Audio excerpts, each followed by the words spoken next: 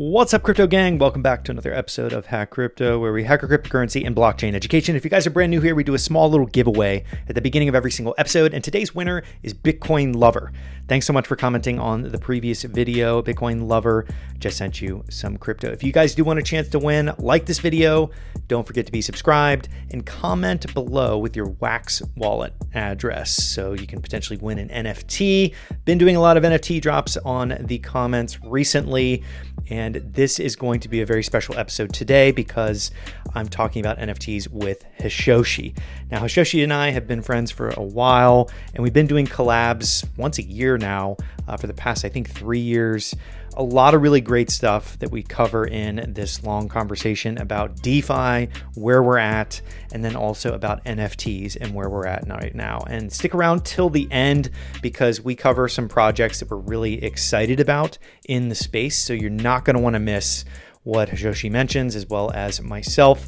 And without further ado, let's dive right into this long, great conversation with Hashoshi. All right, guys, we are here together once again, and I love these catch-up sessions that Hashoshi and I do. The last time that we spoke was March of last year. Ethereum was at 100 and I think it was 40, 130. Yeah. And Bitcoin was at 6,000. Oh, how times have changed. Oh, how times have changed. But I figured that would be a fun little timestamp with Yeah. these collaborations that we've been doing, because this will be Love it, like the man. third or fourth one that we've done, maybe once a year. Yeah, definitely. Definitely a long overdue catch up. Yeah. So today's talk is two super trendy topics merged together: the evolution of DeFi and NFTs. So I think, maybe we could just go back and forth with questions and things like that. But where do you see DeFi being right now in terms of the stage that we're at? Yeah, I mean, I think if you look at just like the fundamental numbers, I think that last I checked a couple days ago, um, there's like almost 40 billion US dollars like locked up in DeFi in some capacity. And that's across like lending and decentralized exchanges and other protocols. And I think the sheer volume of that compared to where we were like this time last year, where I think I can't remember the exact time, but I was celebrating on my channel not too long ago, $1 billion locked up, and now we're at 40. So like that, if that gives you an indication of the growth and how fast it's happening. And then secondly, now all of these new layer one protocols, like other than Ethereum, they're starting to say our path to adoption is creating cool DeFi projects or incubating cool DeFi projects that'll draw people in to use our tooling, our layer one chain, and our dev tools. And that I think is where what we're going to see in 2021. Yeah. Yeah, agreed. I think it's crazy to look back on content about celebrating these different milestones. And Yeah. for everybody that is watching this, when I was mentioning the 130 price point of Ethereum, 6,000 price point today, Bitcoin's over 50 or 51,000 and Ethereum's Mhm. over, what is it, 1,500 or 1,600? Yeah. So just to give everybody that watermark in terms of the changes. And one exciting thing that I've noticed as well with DeFi was that, Lightning used to be this huge thing. You and I talked about it originally. We Yep. talked about side chains and how that was going to be really big. And I was super bullish on Lightning. And I think that DeFi has sort of moved a lot of that attention over Mhm. towards it. I know that, with all the financial instruments that are coming out and liquidity pools and things like that, people are just so much more interested in that than these like kind of layer two solutions that I've seen. I mean, obviously Matic and things like that are popular because of gas fees, but like these these financial instruments are pushing Bitcoin into the actual store of value place. Like they're just Yeah. moving it in that direction. And I think that's okay. Like Yeah. there's this constant like, push and pull and like battle going on online where it's like the Bitcoin maximalists are constantly ragging on the Ethereum maximalists who then rag on all the other challenger chains. Like they hate Polkadot, they hate Cardano, they hate everything. And like that whole thing has never made sense to me, because there's sort of a spot for all of these big protocols, and it's very likely that some of the ones that will last have not even been invented yet. Let's just put that out there. Mhm. But Bitcoin being a store of value, being, a person's treasury, if you will, and then, Ethereum and some of these other chains in a theoretically multi-chain interoperable environment being your lending avenue, being your high yield growth account, or whatever, that is very likely the future of finance. And there's no, this protocol is better than this one, and it's a zero sum game. It's really not. There are so many things that can succeed in a mutual way. Yeah. And we were talking right before the call that it's just the slippery slope or rabbit hole, I guess you could say, of DeFi is pretty Yeah. incredible. I mean, you can go and research all these different protocols, all these different types of platforms that are coming out, and just the brilliance behind the design of it all, like with Uniswap. I mean, Hmm. there's just some incredible minds behind what's happening. And I think that it's like you said, the going from 1 billion to 40 billion that quickly is just it deserves it, I think, because the ambition of what DeFi could do, like the potential Yeah. disruption, it it's impressive that it's not more, I guess, at this stage because people haven't quite wrapped their heads around how big of a deal it is to just remove, literally replace like a bank or a middleman with a smart contract. Yeah. It's a totally like seismic shift, like a polar shift. And that is why it's growing so quickly. And really what's missing is just um, the user experience, making it easy enough and not so daunting for someone who has no idea what this is to be able to use it. And that will come with time. But I think the thing that's interesting is what is used often to discount Bitcoin and DeFi and basically all the stuff in crypto that people, NFTs included, um, is this rhetoric in the media and a lot of outspoken critics of the entire space saying, oh, well, all of this is driven solely by speculation. Mhm. And you can argue the economics of Bitcoin or the economics of a digital asset that has value based on supply and demand, what have you. But from a fundamental place, I disagree with that premise, because any asset you can think of is driven in large part by speculation, like stocks and gold to an extent, a bunch of metals and a bunch of commodities. Those things might have utility in some cases, but the price moves based on speculation all the time.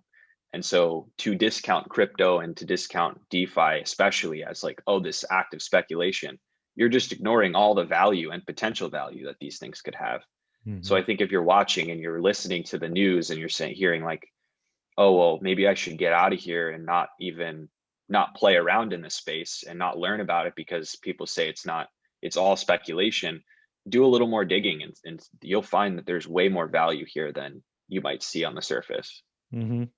Yeah, it's a great saying that says that an educated person in an asset class is an investor, and someone Hmm. who's not educated in an asset class is a speculator. So it's basically Yeah. if you can educate yourself on what's going on in a certain asset, you can make an investment, like an informed decision that Hmm. has an upside or whatnot. So this is kind of a good transition because now we're getting into the ownership. You mentioned ownership a little bit. Yeah. And I think we were briefly talking about this before about how NFTs have kind of fulfilled what certain parts of what Bitcoin was originally trying to do in certain elements of crypto with ownership and Hmm. transacting and things like that. So let's talk a little bit about NFTs and in terms of like how you see that in terms of the stage. Yeah, I think NFTs have evolved a lot since the earliest popular form of it, which was crypto kitties, and then crypto punks. And I laugh about it still because I think one of the first videos I ever made was like I made this like really random like sort of FOMO video about crypto punks. And it was like at the time I'm like, wow, this is embarrassing. Like no one cares about this. And now looking back, like there are crypto punks selling for insane sums of money. So I'm like, Yeah. hey, hopefully somebody made some money from that video. But NFTs, the technology behind them have changed a ton. And there are other chains outside of Ethereum that are doing a great job at getting non-fungible tokens into the mainstream. Like I know there's examples of, in the Icon ecosystem, Phantasma is one that's like really got a good foothold in the NFT space with their Ghost Market and et cetera. And so I'm really excited for what's to come there because you can use non-fungible tokens for so many different things. It's not just digital art. It's not just digital collectibles, but it's, event tickets. It's, there are some people that are making standards that are non-fungible in regards to, titles to homes and cars and other big fixed assets. I mean, that the potential is fairly endless for non-fungibles. But that being said, I think the biggest challenge is a generational gap and a generational concern with, a large set of people in the world right now, um, not able to reconcile the fact that they own something that doesn't have a physical form Hmm. in the truly digital, digital art, digital collectibles. So I'd flip a question to you then. What do you think the panacea is to the poison in regards to that challenge? Like, how do you um, communicate the value proposition of something that doesn't have a physical form? Hmm. It's a good question. And my mom actually is a visual artist. She's been a visual artist all my life. And when I was sitting down and explaining to her, like, these digital artists are selling artwork, and it really kind of opened up how I viewed a lot of the intent for an artist. Mhm.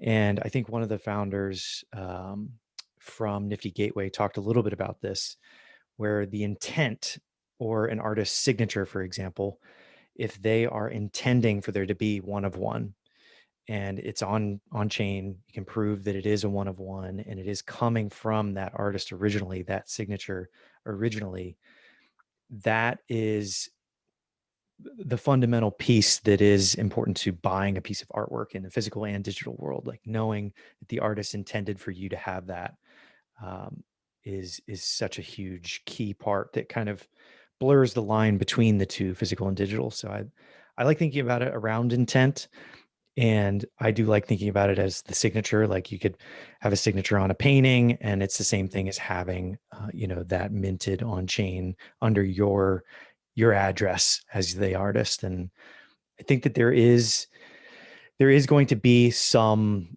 bridges. Like, for example, we were talking about this before with Beeple, Mhm. and Beeple just made history yesterday, as of recording this, selling a piece for $6 million, which is Insane. just wild Yeah. on Nifty Gateway's secondary market. They came out and said, like, we confirm this. The person wants to remain anonymous.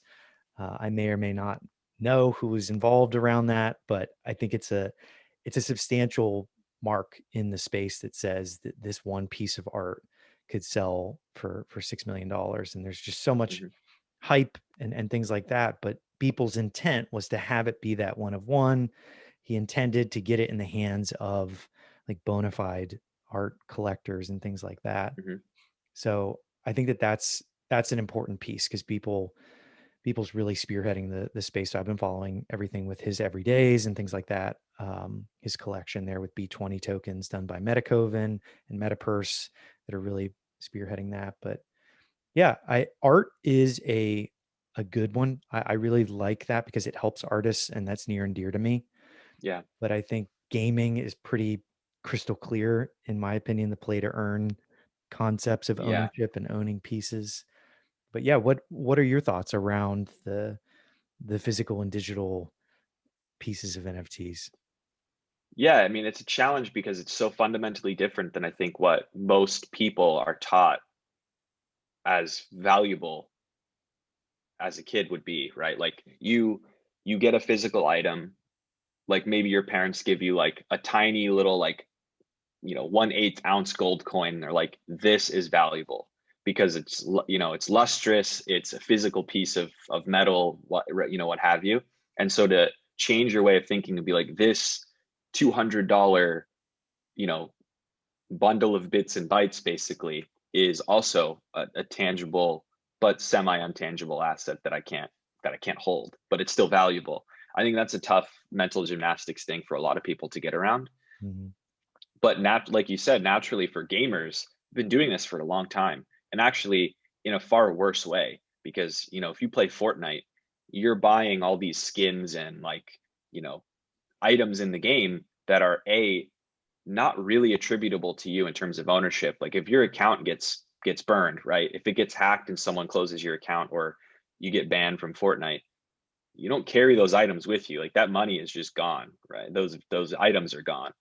Whereas on the flip side, with non-fungible tokens in a minimally viable ecosystem, you'll carry your earnings in games and across games probably for eternity, right? As you earn them or as you buy them. And I think ownership is just very, very important to the gaming industry. Like that's where it's been trending for a long time.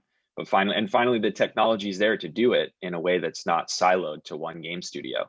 Mhm. So from that perspective, I'm stoked. But it will change the art industry, because if most art is viewed in a digital format, like the business model behind museums, I think will shift a lot, because they now I can admire art anywhere in the world, which is a good thing for the general public, but it will eliminate the need in many ways for the next several generations of artists to publish things that they want to show up in a museum, because anyone now can view it from anywhere. Mhm. So like little things like that will change, and it'll take time. But I think it's all a natural progression of consumption of beautiful art and content. Yeah. The channels that people consume it, I think, is definitely Yeah, definitely changing. There is a project called Terra Virtua. Have you heard of Terra Virtua? I have. And you know what? It's so cool. It's so cool. So I have an interview dropping very soon on my channel with Gary, the CEO, and he's literally like George Lucas. Like he is the one of the first people behind licensing IP for video games when in the Yeah. 80s and 90s, getting it out there. And he talks about literally something similar to along the lines of what you were saying. Was it just owning an asset within like something like Terra Virtua versus Fortnite, where if poof Fortnite goes away, then all your skins and all of those assets go away with it. Whereas with Terra Virtua or any of these other games, Gala games, or some of these different these NFT focused games, it just supersedes the lifespan of the game. If it wasn't around, you could just pass it to your grandkids and their Hmm. grandkids, and it just goes on forever, which I think is just such an underrated concept around ownership, just raw, pure ownership, that it's yours and yours alone, you know? Yeah. And I think it gives game developers this whole new um, structure to put to their game, where you can create these like really complex and nuanced um, and randomized, in a way, earnings structure within your game, or incentive structure, and say, you know, you'll have a random chance, to open this chest and get an item that's made from, you know, a 500,000 attributes, in the game, that you and only you will ever have, or Mhm. likely ever have probabilistically. And that's something you can carry with you for forever. Yeah. It's such a unique value proposition for gaming specifically. Hmm. And you mentioned CryptoKitties, and we have to circle back to that because CryptoKitties Yeah. is, interestingly enough, the foundation of a lot of the builders and founders of projects today. Like a lot of Mhm. people first, the light switch went off when they saw the goofy little kitties on there.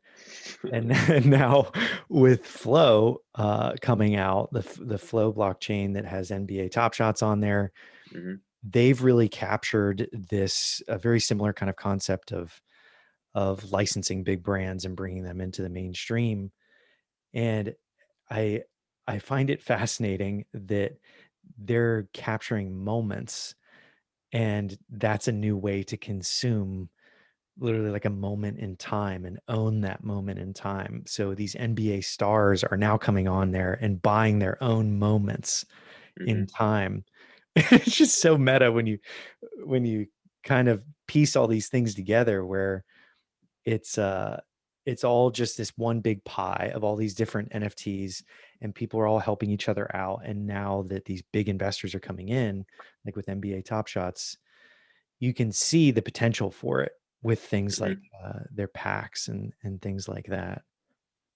Yeah, it's unbelievable. And I will share this here first for the first time. Actually, it's like this idea that I've been working on for a little while, and the implementation is going to be probably it's going to vary. But I'd had this thought that for for video content, right? There's an avenue for creators to say, I'm going to put out a a five NFT, like five supply NFT sale to sell space in my video for people to request content, right? And then after that video is completed, those NFTs represent the segment that you own, right?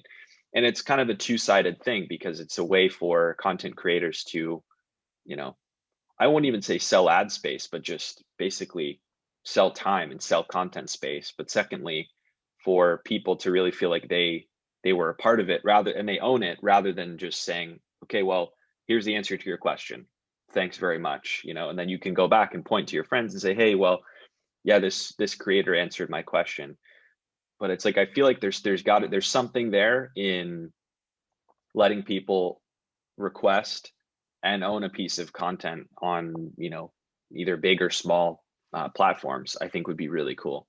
Yeah, I agree because there is a little bit of a conversation that takes place that I'm sure you've had, I've had before, and it's basically commercial use, I guess you could Hmm. call it, of content after it's published. Like are the Yeah. companies going to strip it down and publish it on their own channels? Are they going to run ads for it? I've seen that happen with products outside of crypto and things like that, where they'll Hmm. literally just put it up on YouTube so it runs as a pre-roll ad, people Yeah. reviewing products and things like that. So yeah, I think it's a very cool concept because there's no need for that conversation to even happen after the fact. Like, hey, Yeah. can we use your video?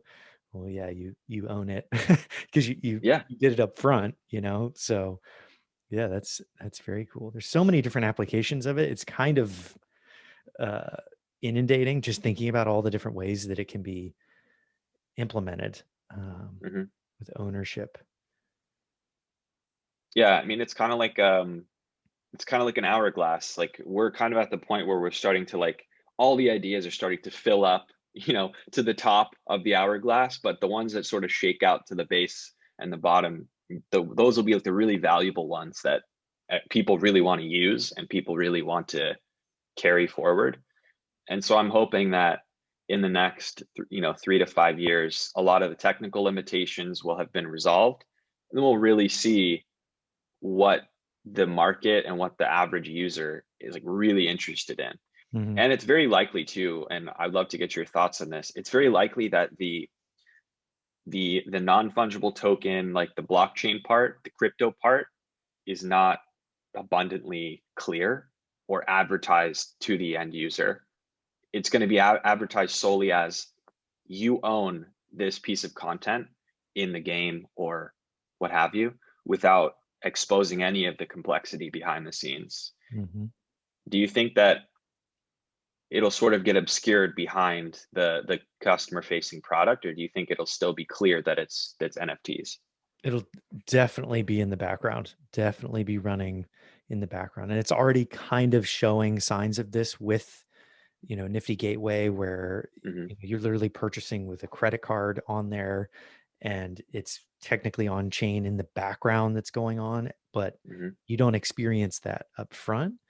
And NBA Top Shots, same way, the most successful projects that are implementing it right now are really focusing on it operating in the background because the technology is what's important to make that ownership real, but it doesn't have to have this long strand of numbers that are gonna confuse people in the future. And I'm excited to see what that's going to be because it really is kind of in essence what NFTs are all about. Is when CryptoKitties came out, people were like, oh, it's applying a cute little face to this long strand of code, Yeah.